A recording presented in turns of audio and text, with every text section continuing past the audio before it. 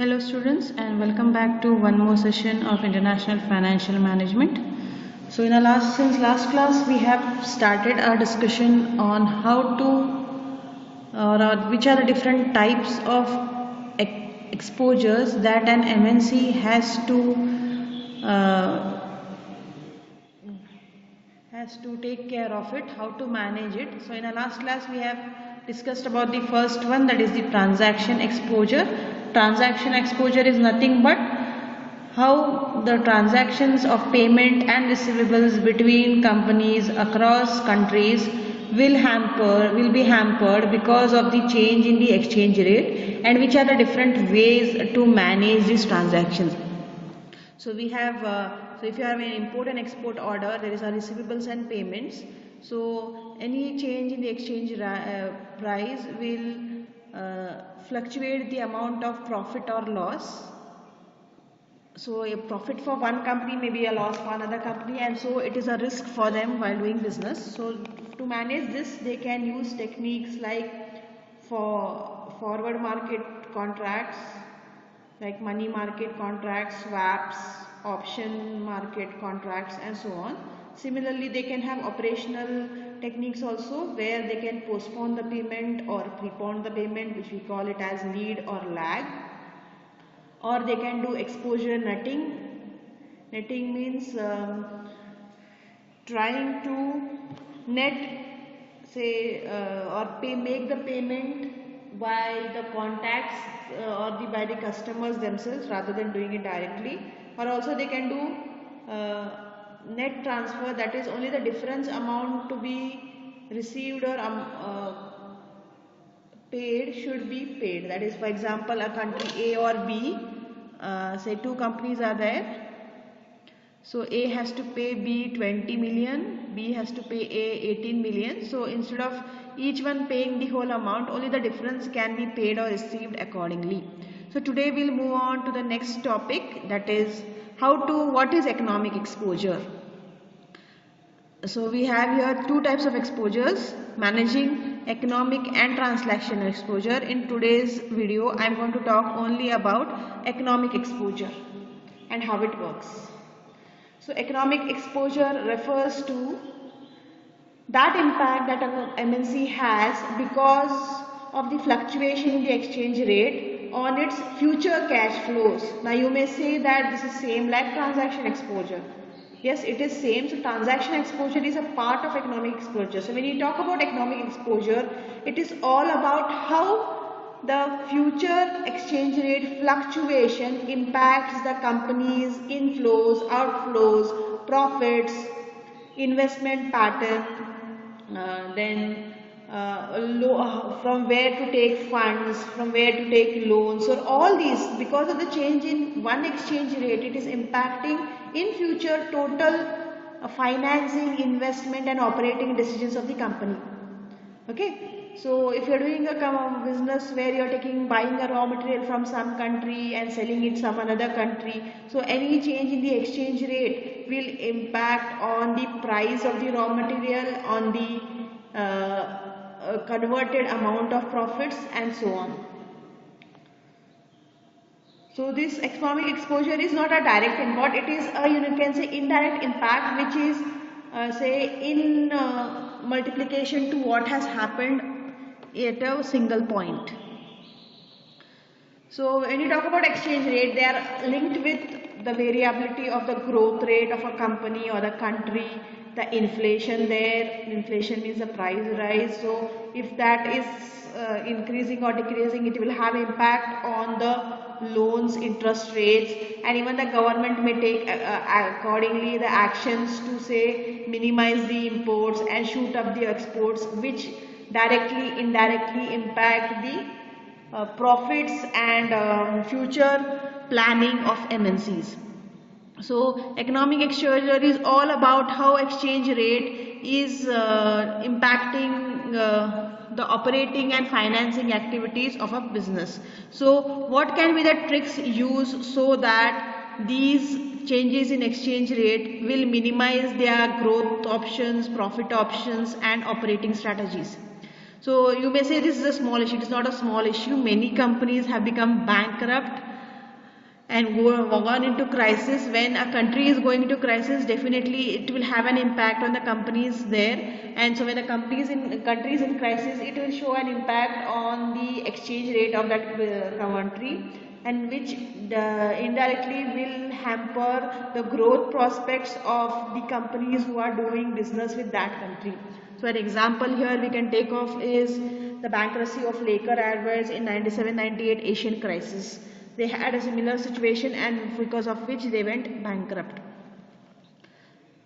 Then how can you assess this economic exposure? So a firm can assess its economic exposure determining about how sensitive its expenses are to the revenue. Say for example, you are buying from one country where the exchange price is continuously rising. So because of that exchange price rise, your raw material is becoming costly, and so your operating cost is increasing, which in turn is having a negative impact on the profit of the company. So you have to judge which country's exchange rate fluctuation is having an impact on that MNC. Then what can be done? So first you analyze what is happening using, say, the past data. You can make an analysis using computer database spreadsheets, and then once you analyze for the sensitivity rate, then one thing you can do is that you can restructure, you can think about restructuring its operation. So think of a better option of getting raw materials instead of that country which is having constant say volatility in exchange rate. Shift to those countries where you can get a better options and where the exchange rate flexibility is not so volatile. So you try to restructure the exchange rates, or say for cash flows or say expenses. So the restructuring may involve either increasing or reducing sales depending upon what is the problem. Okay. So you can either increase or reduce sales in new or existing foreign countries. Say for example, in a new market where you have invested, the volatility of exchange rate is too high, then you can think of reducing sales in that country of that new market. If on the other way around it is very stable, then you can think of increasing the sales there. Okay, it's a very stable and a very profitable growing market. You can think of increasing the sales. Other thing you can do is you can either reduce or increase the dependency on foreign supplies. Okay, so on foreign suppliers or foreign raw materials, you can think available cheaper option of doing it within that country.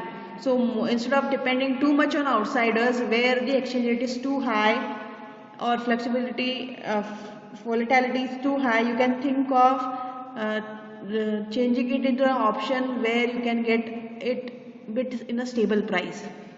So if it is too volatile, reduce it. If it is stable, if it is lesser, then go on increasing it. Then also you can think of another option is try to eliminate production facilities in the country where there are too much restrictions, their volatility of exchange rate is too high, there is uncertain market. On the other hand, go and invest in those countries where the exchange rate and other infrastructure issues are not so much.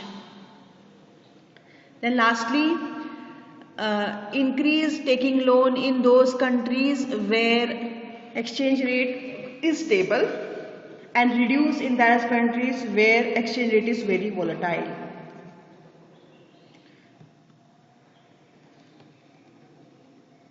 So MNC should be very confident about how, so economic exposure is not a short-term issue. It is a long-term perspective where you are talking about next year or 2 years coming, where it will be a chain reactions because of the exchange rate fluctuations and economic crisis. So translation and transaction exposure are more so short-term concepts. So economic exposure are more of a long-term view, and so we have to properly strategize and restructure the operations so that the cost is reversed and the profit is increased. So we can take an example of say one international company, that is Medicines Inclusive. So we are showing that this country is making sales. It's an US company, it is making sales both in USA and Canada. So you can see that the Canadian prices of exchange rate is changing, and even the interest rate in Canada is more. The variable cost is higher than that in USA. Yes, even the cost of the materials is higher, you can see here. So in Canada the cost of the materials also is high, the interest rate is also high. So you can see that after EBT, that is earnings after taxes, so this will show that it is reducing. And what is the main cause for this reduction? It is because in Canada the prices are changing of exchange rate, and so the sales figures are decreasing, cost figures are increasing, and thereby the profit after taxes or before taxes is decreasing. So what does this say? That the Canadian exchange price has direct impact on the company's sales and cost. So what you can do is, you can think of increasing the sales in Canada but reduce you can reduce the ordering of raw materials and taking loans.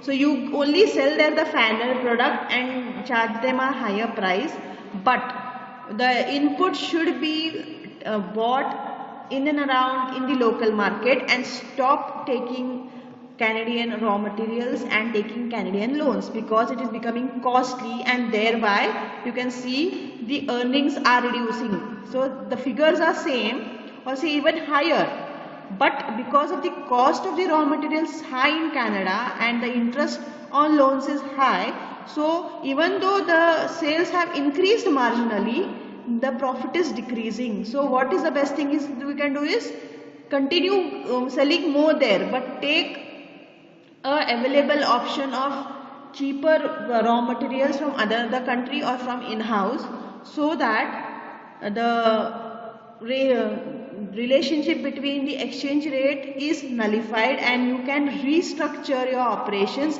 and take higher revenue with reduced cost. So this is how you can tackle the problem of economic exposure. So I hope you have understood it. So please raise queries in the comments. So that's all for today. Have a good day. Bye. Thank you.